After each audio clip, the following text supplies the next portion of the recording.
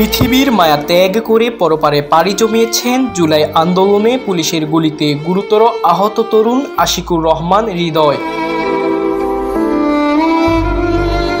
পরিবারের আক্ষেপ, রিকশা চালক বাবা তার রিকশা ও গোয়ালের একটি গরু বিক্রি করেও ছেলের উন্নত চিকিৎসা করাতে পারেননি। এগিয়ে আসেনি কেউই।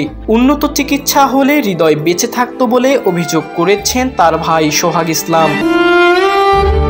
ঢাকায় শ্রমিকের কাজ করা অবস্থায় জুলাই আন্দোলনে অংশ নেয় হৃদয়। 18 জুলাই পুলিশের 3টি গুলি মাথায় লেগে গুরুতর আহত হন। ওই সময় লুকিয়ে লুকিয়ে চিকিৎসা নিলেও 5 আগস্ট শেখ হাসিনা সরকার পতনের পর ঢাকা মেডিকেল কলেজ হাসপাতালে তাকে চিকিৎসা দেওয়া হয়। চিকিৎসকরা তার মাথা থেকে 2টি গুলি বের করলেও একটি বের করতে সক্ষম হননি। এতে সে পুরোপুরি সুস্থ হতে পারেনি। গত বুধবার পুনরায় সে অসুস্থ হয়ে পড়লে শুক্রবার বেলা 12টার দিকে তাকে উপজেলা স্বাস্থ্য কমপ্লেক্সে ভর্তি করা হয়।